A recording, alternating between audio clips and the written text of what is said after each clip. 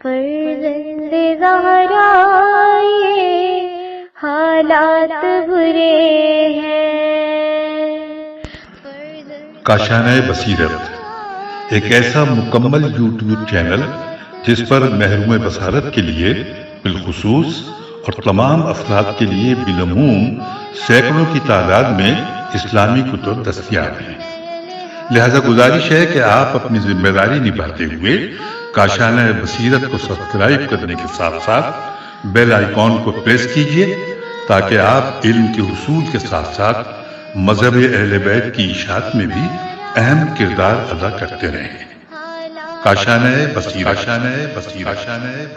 فرزند زہرا یہ حالات برے ہیں۔ اعوذ باللہ من الشیطان الرجیم، بسم اللہ الرحمن الرحیم۔ السلام علیکم ورحمۃ اللہ وبرکاتہ۔ کاشانۂ بصیرت کے یوٹیوب چینل کے لیے الکوثر فی تفسیر القرآن کی جلد سوم کی میں سورہ توبہ جو نویں سورہ ہے وہ آپ کے سامنے اس کی تلاوت اور اس کی تفسیر پڑھ رہی ہوں۔ پارٹ نمبر 32 ہے۔ آئیے ہم مل کر پڑھتے ہیں اور دیکھتے ہیں کہ پروردگار عالم نے اس سورہ میں کیا فرمایا ہے۔ سورہ کے بارے میں سب سے پہلے لکھا ہوا ہے کہ کیا سورہ برات ایک مستقل سورہ ہے یا سورہ انفال کا حصہ ہے۔ مفسرین کو اس میں اختلاف ہے اور احادیث میں بھی اس میں اختلاف پایا جاتا ہے، چنانچہ دونوں صورتوں کے مطالب بھی تقریباً ایک جیسے ہیں۔ اگر کوئی فرق ہے تو صرف اجمال و تفصیل کا ہے۔ سورہ کا نام، اس سورہ کو سورہ برات، سورہ توبہ، سورہ فاضحہ اور سورہ الاحزاب کہتے ہیں۔ سامعین گرامی، یہ وہ واحد سورہ ہے قرآن پاک کی جو بسم اللہ الرحمن الرحیم سے شروع نہیں ہوتی ہے۔ ہمارے ذہن میں سوال ہوتا ہے کہ یہ کیا بات ہے کہ یہ تمام سورہ بسم اللہ سے شروع ہوتی ہیں اور اس میں بسم اللہ نہ لکھنے کی کیا وجہ ہے؟ تو مفسر قرآن نے لکھا ہے کہ شروع میں بسم اللہ نہ لکھنے کی وجہ، سورہ برات کے شروع میں نہ لکھنے کی وجہ یہ ہے کہ خود زمان رسالت مآب میں آپ کے حکم سے اس کی ابتدا میں بسم اللہ نہیں لکھی گئی تھی۔ حاکم نے مستدرک میں ابن عباس کی یہ روایت نقل کی ہے کہ انہوں نے حضرت علی علیہ السلام سے سوال کیا کہ سورہ برات میں بسم اللہ کیوں نہیں لکھی گئی؟ تو آپ نے فرمایا بسم اللہ امان ہے اور سورہ برات تلوار لے کر نازل ہوا ہے۔ اس سے دو مطلب ثابت ہوتے ہیں۔ الف، قرآن کی تدوین عصر رسالت میں ہو چکی تھی اور ہمارے زمانے میں اسی شکل میں موجود ہے جیسے رسول اللہ امت کے حوالے کر گئے تھے۔ بے، بسم اللہ ہر سورے کا جز ہے، جیسے کہ مذہب امامیہ کا موقف ہے۔ ہر سورے کے ساتھ بسم اللہ کا لکھا جانا اور صرف سورہ برات کے ساتھ نہ لکھا جانا اس بات کی دلیل ہے کہ بسم اللہ سورہ برات کے علاوہ باقی سورہ ہائے قرآن کا جز ہے۔ غیر شیعہ مصادر میں ابن عجلان اور سعید بن جبیر سے روایت ہے سورہ برات سورہ بقرہ کے برابر تھا، اس کا ایک حصہ ضائع ہو گیا، اس کے ساتھ بسم اللہ بھی ضائع ہو گئی۔ تفسیر قرطبی پیج نمبر 62:8 حضرت حذیفہ سے روایت ہے۔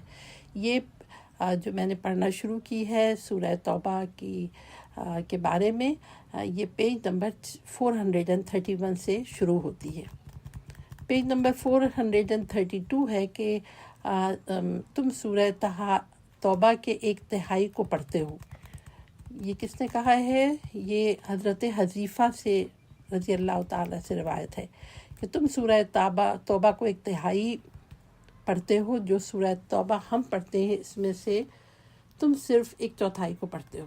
سورہ توبہ کا ابتدائی حصہ ضائع ہو گیا جس کے ساتھ بسم اللہ بھی ضائع ہو گئی، چنانچہ اس بات ثابت ہے کہ سورہ توبہ سورہ بقرہ کے برابر تھا طوالت میں۔ شیعہ اس قسم کی روایت کو سرے سے قبول ہی نہیں کرتے، جبکہ غیر شیعہ اسی روایت کو قبول کرتے ہیں۔ پھر ایک متنازع نظریہ نسخ تلاوت کے ذریعے ان کی قرآنی حیثیت سے ہاتھ اٹھاتے ہیں۔ تفصیل کے لیے مقدمہ تفسیر میں تحریف کا عنوان ملاحظہ فرمائیں۔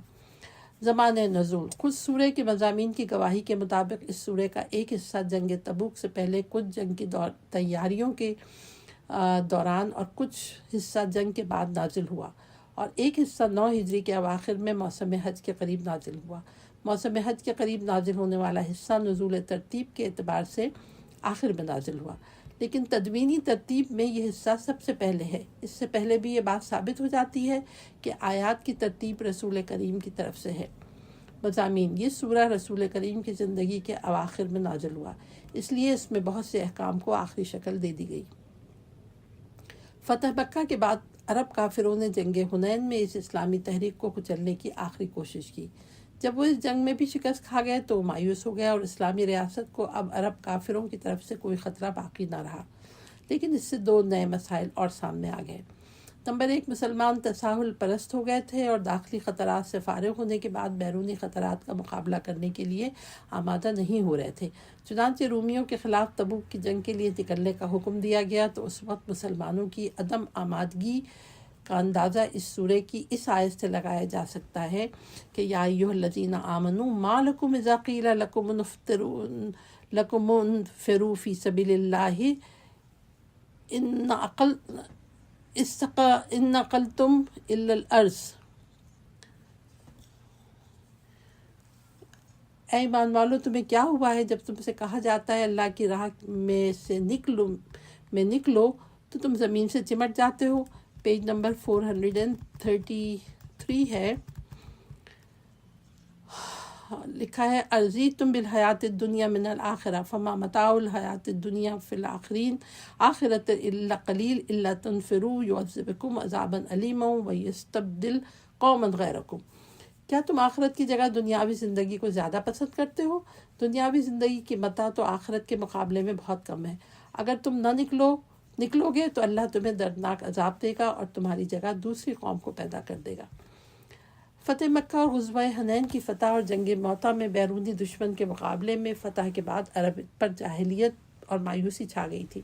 اب وہ مسلمانوں کے خلاف کوئی جنگی محاذ کھلنے کے قابل نہ رہے، کیونکہ جاہلی قوت کے دو سکون تھے، ایک قریش، دوسرا حوازن و ثقیف کے قبائل۔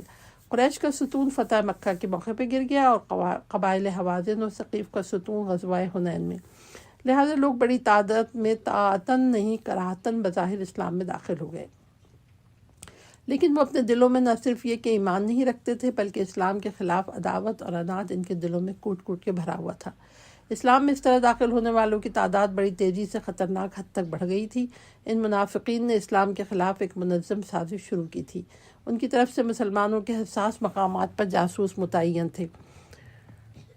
چنانچہ اسی صورت کی آیت نمبر 47 میں اس بات کی صراحت موجود ہے، وَفِيكُمْ سَمَّاعُونَ لَهُمْ، تمہارے اندر ان کے جاسوس موجود ہیں۔ ان لوگوں نے اپنے ہیڈ کوارٹر بھی قائم کیے تھے جسے مسجد کا نام دے کر وہ اپنی سازشوں کو چھپانا چاہتے تھے اور اسی مسجد کو اپنی کمین گاہ کے طور پر استعمال کرتے تھے، جس سے رسول اللہ نے تبوک سے واپسی پر گرا دیا۔ اب بیرونی خطرات کو کچلنے کے بعد اسلام کو داخلی خطرات کا سامنا ہے۔ سورہ برات اس داخلی دشمن کے چہرے سے پردہ اٹھاتا ہے اور اس کے عزائم فاش کرتا ہے۔ اس سورہ کے نزول کے بعد منافقین اس قدر رسوا ہوئے کہ وہ کسی سازش کو بروکار لانے کے قابل نہ رہے۔ ان میں سے بہت سے چہرے ہنوز فاش نہیں ہوئے تھے، ان کو یہ فکر لاحق رہتی تھی کہ کہیں ہم بھی فاش نہ ہو جائیں۔ چنانچہ صاحب سر رسول حضرت سے حذیفہ رضی اللہ تعالیٰ عنہ کے پاس یہ راز موجود تھا۔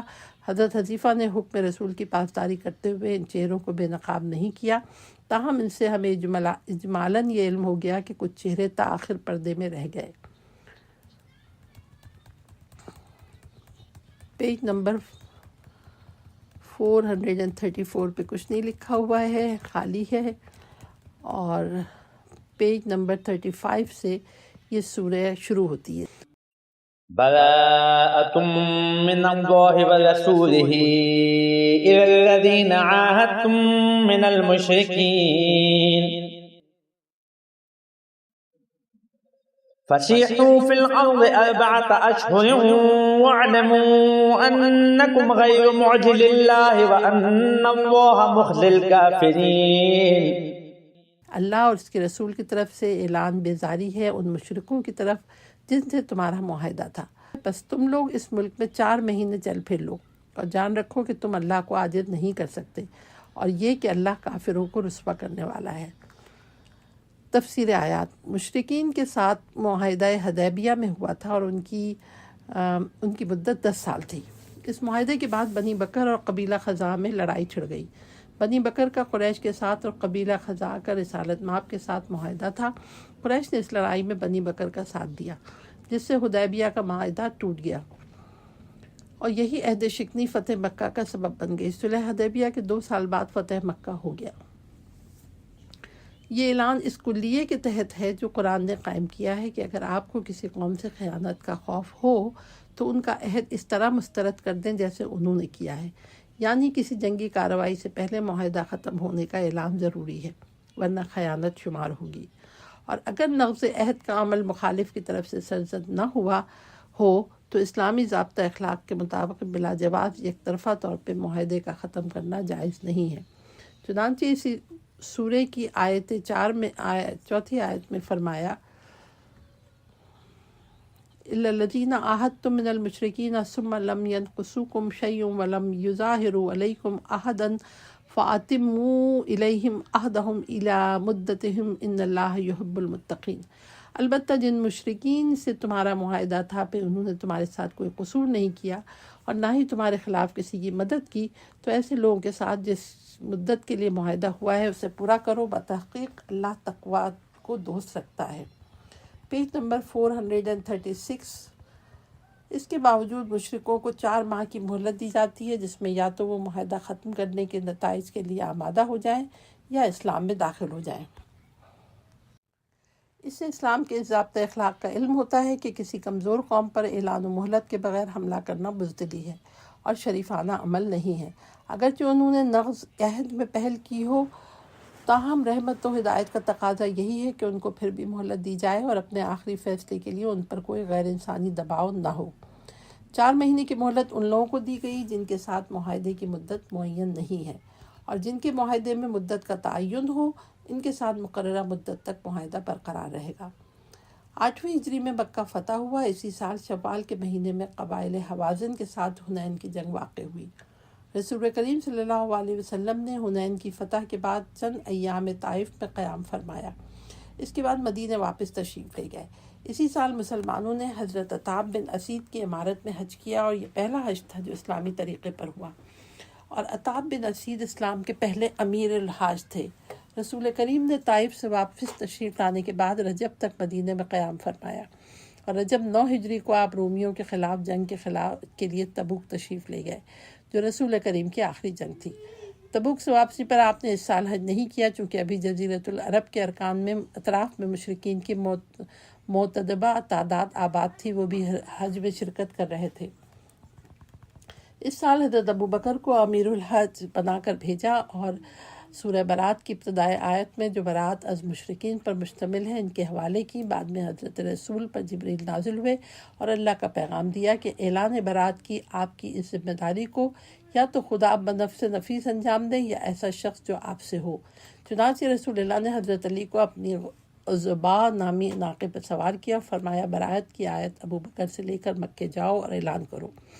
چنانچہ حضرت علی نے حضرت ابوبکر کو جحفہ یا حلیفہ یا فجنان میں سے ایک جگہ پر پا لیا اور رسول اللہ کا حکم دیا، تو اب حضرت ابوبکر مدینے واپس آ گئے اور رسول اللہ سے پوچھا کیا میرے بارے میں کوئی آیت نازل ہوئی ہے؟ آپ نے فرمایا نہیں، صرف یہ حکم ہوا ہے کہ اس اعلان کو یا خود میں انجام دوں یا ایسا شخص جو مجھ سے ہو۔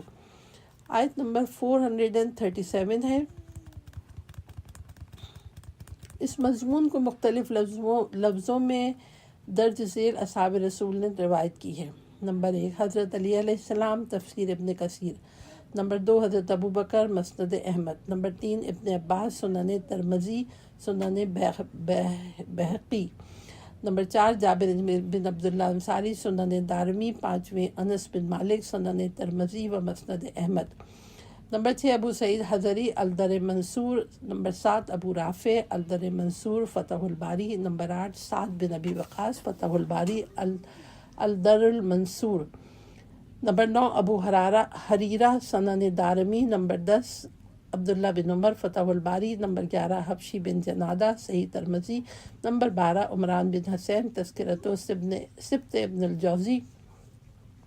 نمبر 13 ابو ذر غفاری، مطالب السعول۔ تفصیل کے لیے ملاحظہ ہو الغدیر، پیج نمبر 338۔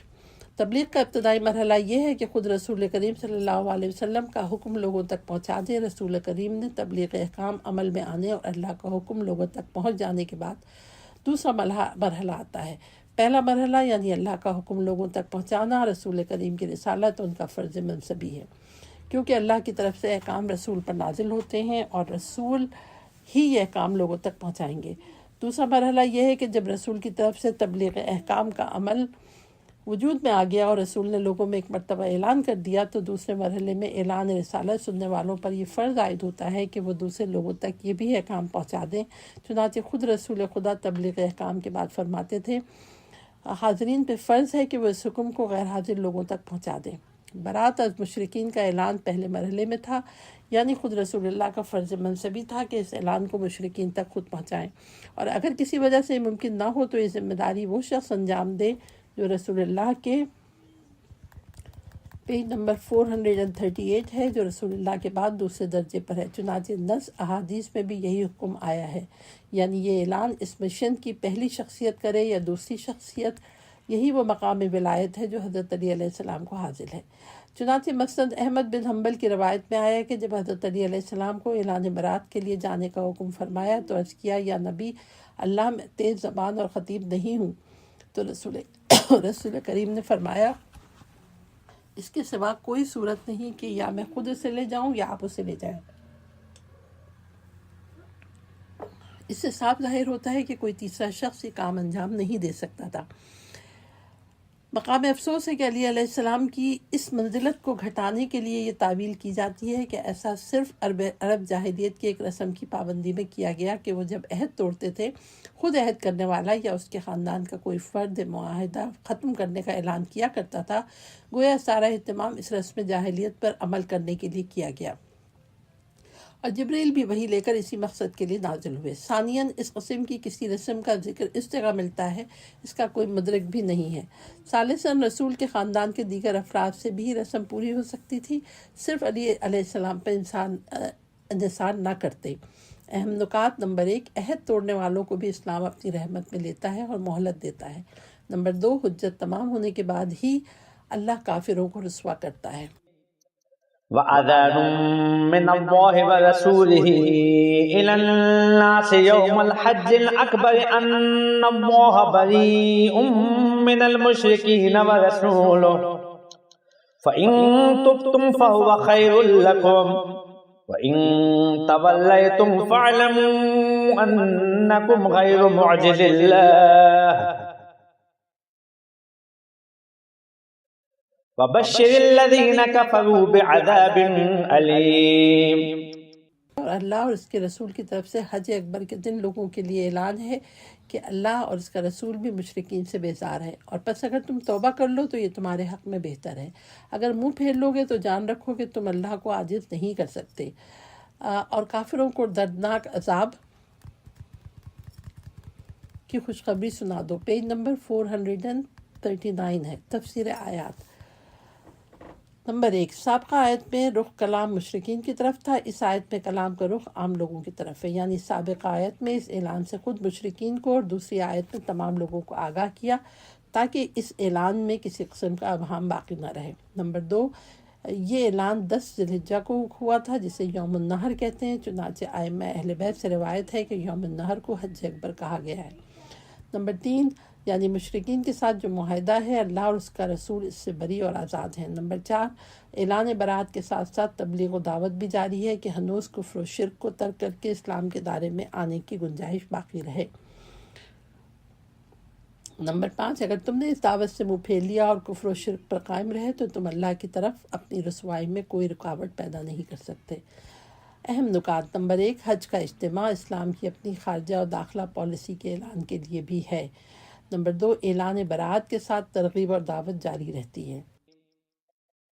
إِلَّا الَّذِينَ عَاهَدتُّم مِّنَ الْمُشْرِكِينَ ثُمَّ لَمْ يَنقُصُوكُمْ شَيْئًا وَلَمْ يُظَاهِرُوا عَلَيْكُمْ أَحَدًا فَأَتِمُّوا إِلَيْهِمْ عَهْدَهُمْ إِلَىٰ مُدَّتِهِمْ إِنَّ اللَّهَ يُحِبُّ الْمُتَّقِينَ۔ البتہ جن مشرکین سے تمہارا معاہدہ تھا، پھر انہوں نے تمہارے ساتھ کوئی قصور نہیں کیا اور نہ ہی تمہارے خلاف کسی کی مدد کی، تو ایسے لوگوں کے ساتھ جس مدت کے لیے معاہدہ ہوا ہے اسے پورا کرو، بتحقیق اللہ تقوی کو دوست رکھتا ہے۔ تفسیر آیات۔ نمبر 1، یہ اعلان برات ان مشرکین کو شامل نہیں کرتا جنہوں نے عہد شکنی کی۔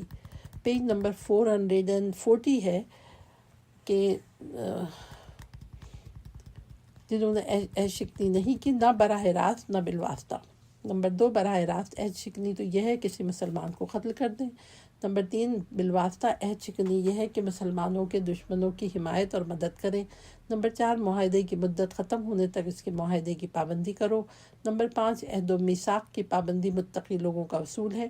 چنانچہ بنی کنانہ اور بنی زمرہ نے عہد شکنی نہیں کی، اس طرح اہل بحرین ایلا دومت الجندل کے ساتھ رسالت مآب صلی اللہ علیہ وسلم کے وصال تک معاہدہ قائم رہا۔ اہم نکات۔ نمبر 1، یہ بات تقوی کے خلاف ہے، جن لوگوں نے عہد شکنی نہیں کی ان کے ساتھ عہد شکنی کی جائے۔ فَإِذَا انسَلَخَ الْأَشْهُرُ الْحُرُمُ فَاقْتُلُوا الْمُشْرِكِينَ حَيْثُ وَجَدتُّمُوهُمْ وَخُذُوهُمْ وَاحْصُرُوهُمْ وَاقْعُدُوا لَهُمْ كُلَّ مَرْصَدٍ فَإِن تَابُوا وَأَقَامُوا الصَّلَاةَ وَآتَوُا الزَّكَاةَ فَخَلُّوا سَبِيلَهُمْ إِنَّ اللَّهَ غَفُورٌ رَحِيمٌ۔ پس جب حرمت کے مہینے گزر جائیں تو مشرکین کو تم جہاں پاؤ قتل کرو، انہیں پکڑو اور گھیرو اور ہر گھات پر ان کی طاق میں بیٹھو۔ پھر اگر وہ توبہ کر لیں اور نماز قائم کریں اور زکوٰۃ ادا کریں تو ان کا راستہ چھوڑ دو، بے شک اللہ بڑا درگزر کرنے والا، رحم کرنے والا ہے۔ تشریح کلمات۔ السلخ کے اصل معنی کھال کھینچنے کے ہیں، پھر اسی سے استعارہ کے طور پر زرہ اتارنے اور مہینہ گزرنے کے معنی میں استعمال ہوتا ہے۔ مرصدن الرصد، گھات لگا کر بیٹھنا۔ الف لام ر صاد دال۔ تفسیر آیات۔ حرمت کے مہینوں سے مراد وہ 4 مہینے ہیں جن کی مہلت دی گئی ہے، مہلت کے 4 مہینے۔ پیج نمبر 441 ہے۔ 4 مہینے ہو جائیں تو مسلمانوں کو یہ حکم ملتا ہے کہ مشرکین کو صفحہ ہستی سے مٹا دیں اور اللہ کی زمین کو ان کے ناپاک وجود سے پاک کریں۔ اس مقصد کے لیے درج ذیل طریقے سے اختیار کرنے کا حکم ہوا۔ نمبر 1، فَاقْتُلُوا الْمُشْرِكِينَ، ان کو جہاں پاؤ قتل کرو، یعنی ان کی طرف سے عہد شکنی کے بعد اعلان برات ہوتا ہے۔ اعلان برات کے موقع پر 4 ماہ کی مہلت دی جاتی ہے، اس کے بعد بھی وہ اپنے پرانے رویے پر قائم رہتے ہیں تو وہ مفسد ہیں اور ان کے جان و مال کی حرمت ختم ہے۔ نمبر 2، وہ خذوہم، اگر کسی وجہ سے قتل ممکن نہیں ہے تو ان کو گرفتار کر لیا جائے۔ نمبر 3، واحصروہم، اگر یہ دونوں معنی ممکن نہیں ہے تو ان کو اپنے قلعوں اور ٹھکانوں کے محاصرے میں رکھا جائے تاکہ دیگر لوگوں کے ساتھ ان کی معاشرت ختم ہو جائے۔ نمبر 4، وَقْعُدُوا لَهُمْ كُلَّ مَرْصَدٍ، اگر ان کے ٹھکانوں کا علم نہ ہو تو ہر گھات پہ ان کی طاق میں بیٹھ جاؤ تاکہ ان کو قتل کیا جائے، پکڑا جائے۔ یہ مشرکین ہیں جن کو گزشتہ 22 سالوں سے اسلام کی دعوت دی جا رہی تھی۔ اس دوران ان لوگوں نے مسلمانوں کو ہر قسم کی اذیت دی، ان کو گھر سے نکالا، ان کے خلاف کئی جنگیں لڑیں، کوئی ایسی ظلم و زیادتی نہیں تھی چھوڑی جو وہ کر سکتے تھے۔ ان تمام باتوں کے باوجود آج مسلمانوں کو یہ حکم مل رہا ہے کہ نمبر 5، فَإِن تابوا، اگر وہ توبہ کریں اور اسلامی شعائر پر عمل پیرا ہوں تو ان سے معترض نہ ہوں، ان کو امن دیں، ان کو آزادی دیں۔ اس سے معلوم ہوا کہ مشرکین کو قتل کرنے کا حکم کوئی انتقامی یا نسل کشی کا عمل نہیں ہے، بلکہ یہ ایک حکمت عملی ہے مخلوق خدا کو امن و سکون دینے کے لیے اور لوگوں کو راہ راست کی طرف دعوت دینے کا ایک اسلوب ہے۔ نمبر 6، وَأَقَامُوا الصَّلَاةَ وَآتُوا الزَّكَاةَ، شرک چھوڑ کر اسلام کی طرف آنے کے بعد 2 باتیں دیکھی جائیں گی، اقامت النماز اور ادائے زکوٰۃ۔ اگر ان دونوں پر عمل نہیں ہے تو اگلا حکم ہے فَخَلُّوا سَبِيلَهُمْ، ان کا راستہ چھوڑ دو کا حکم نافذ نہ ہوگا، یعنی بے نماز کو مسلمان نہیں سمجھا جائے گا۔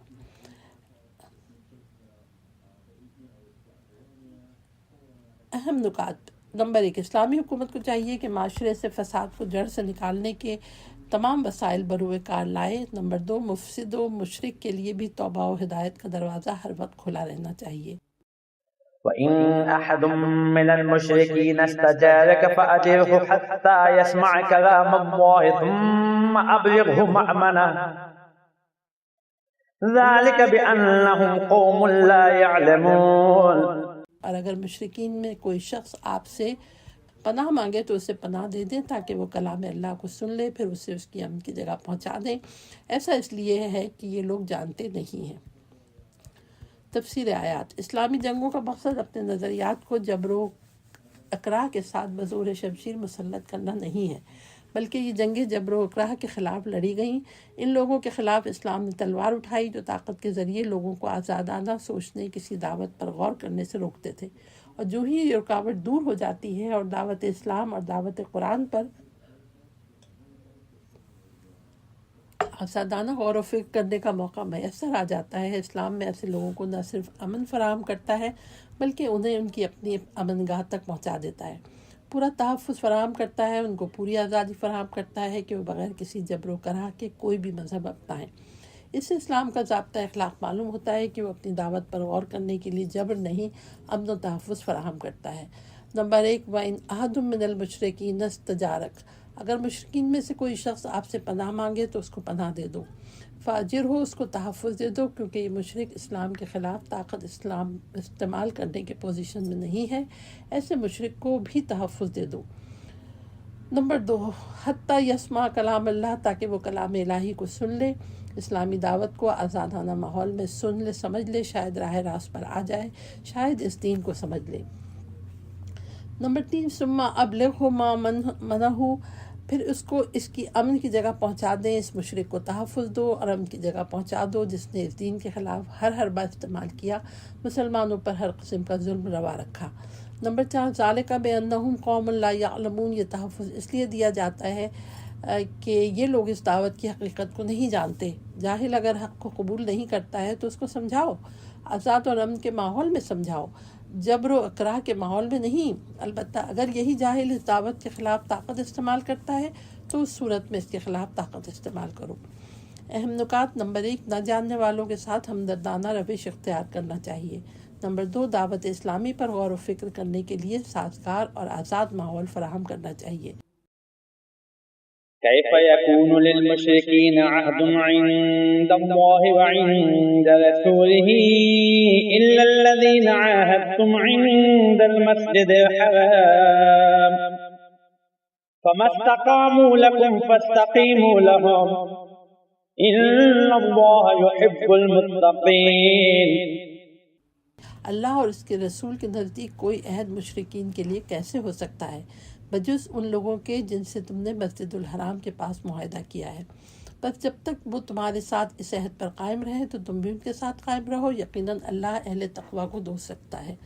تفسیر آیات، نمبر 1، کیف یکون للمشرکین عہد، عہد شکن مشرکین کے ساتھ کسی معاہدے کے برقرار رہنے کی نفی ہے، چونکہ مشرکین ان اقدار کے مالک نہیں ہیں جن سے عہد و میثاق پر قائم رہنے کو ضروری اور عہد شکنی کو قبیح تصور کرے۔ نمبر 2، الا الذین عاہدتم عند المسجد الحرام، عہد توڑنے والوں کے ساتھ ایک بار ان مشرکین کا ذکر فرمایا جو عہد و پیمان پر قائم ہیں، جنہوں نے معاہدے کی پابندی کی۔ نمبر 3، فما استقاموا لکم، ان کے بارے میں حکم ہے جب تک وہ اس عہد پر قائم ہے تم بھی قائم رہو، کبھی بھی مسلمانوں کی طرف سے عہد شکنی نہیں ہونا چاہیے، چونکہ عہد و میثاق کی پابندی اسلام کے نزدیک ایک انسانی مسئلہ ہے۔ اہم نکات، نمبر 1، صلح پسند لوگوں کے ساتھ صلح قائم رکھنا تقویٰ ہے۔ كيف وإن يظهروا عليكم لا يرقبوا فيكم إلا ولا ذمة يرضونكم بأفواههم وتأبى قلوبهم وأكثرهم فاسقون۔ ان سے عہد کیسے ہو سکتا ہے جبکہ اگر وہ تم پر غلبہ حاصل کر لیں تو وہ نہ تو قرابت داری کا لحاظ کریں گے اور نہ عہد کا، وہ زبان سے تو تمہیں خوش کر دیتے ہیں مگر ان کے دل انکار پر تلے ہوئے ہیں، اور ان میں سے اکثر لوگ فاسق ہیں۔ تشریح کلمات اللہ، ہر وہ صاف اور ظاہری حالت جس کا انکار ناممکن ہے، عہد قرابت داری، ذمہ، عہد و پیمان۔ تفسیر آیات، نمبر 1، یعنی یہ لوگ در حقیقت معاہدہ نہیں کرتے بلکہ عجز و ناتوانی کی صورت میں زبانی طور پہ معاہدے کا نام لیتے ہیں، چنانچہ جیسے ہی ان کو تم پر بالادستی حاصل ہوگی وہ کسی معاملے کی قرابت داری نہیں کریں گے، بلکہ نمبر 2 زبان سے خوش کرتے ہیں کہ ہم معاہدے کی پاسداری کریں گے، مگر وہ دل سے پاسداری کے ارادے میں نہیں ہوتے، یعنی یہ لوگ ایسے نہیں ہیں کہ معاہدہ کیا ہو بعد میں توڑ دیا ہو، بلکہ شروع سے معاہدے کو بھی انہوں نے دل سے قبول نہیں کیا تھا۔ اہم نکات: ایسے لوگوں کے معاہدے پر بھروسہ نہیں کرنا چاہیے جو طاقت کی قدروں کو مانتے ہیں۔ اشتروا بآيات الله ثمنا قليلا فصدوا عن سبيله إنهم ساء ما كانوا يعملون لا يرقبون في مؤمن إلا ولا ذمة وأولئك هم المعتدون۔ انہوں نے اللہ کی آیات کے عوض تھوڑی سی قیمت وصول کر لی ہے، بس وہ اللہ کے راستے سے ہٹ گئے ہیں۔ یہ لوگ جو کچھ کر رہے ہیں یقیناً وہ بہت برا ہے۔ نہ تو یہ کسی مومن کے حق میں قرابت داری کا لحاظ کرتے ہیں اور نہ عہد کا، اور یہی لوگ زیادتی کا ارتکاب کرنے والے ہیں۔ تشریح کلمات: فصدو منہ موڑ لینا، اذا کان من الصدور دفعناہ آرزو او کانا اذا کان من الصدع فمنعہ منعو۔ پیج نمبر 445 اس طرح شروع ہوتا ہے کہ تفسیر آیات۔ نمبر 1، اشترو بے آیات اللہ، عہد شکنی کے پیچھے موجود عوامل و محرکات کا ذکر ہے کہ یہ لوگ جس نفسیات کے مالک ہیں اس کے تحت نہایت حقیری مالی مفادات کی خاطر آیات الہی کو نظر انداز کرتے ہیں اور راہ حق سے ہٹ جاتے ہیں، اور زیادتی اور تجاوز کو ان لوگوں نے اپنا شیوا بنا رکھا ہے۔ ان سے عہد و پیمان کی پاسداری کی امید نہیں رکھنا چاہیے۔ نمبر 2، فصدوا عن سبیلہ، وہ اسی معمولی مفاد کے تحت راہ خدا سے منحرف ہو جاتے ہیں۔ نمبر 3، انہم ساء ما کانوا یعملون، راہ خدا کو دنیاوی مفاد سے کوئی نسبت نہیں ہے، اس کے باوجود مفادات کو ترجیح دینا کتنا برا عمل ہے۔ نمبر 4، لا یرقبون، اس قسم کی کمزور نفسیات کے مالک مثبت قدم اٹھانے کے اہل نہیں ہوتے کہ ان سے قرابت داری یا عہد کی پاسداری کی توقع کی جائے۔ اہم نکات: نمبر 1، مفاد پرست ذہنیت کے لوگوں کا معاہدہ بھی قابل بھروسہ نہیں ہے۔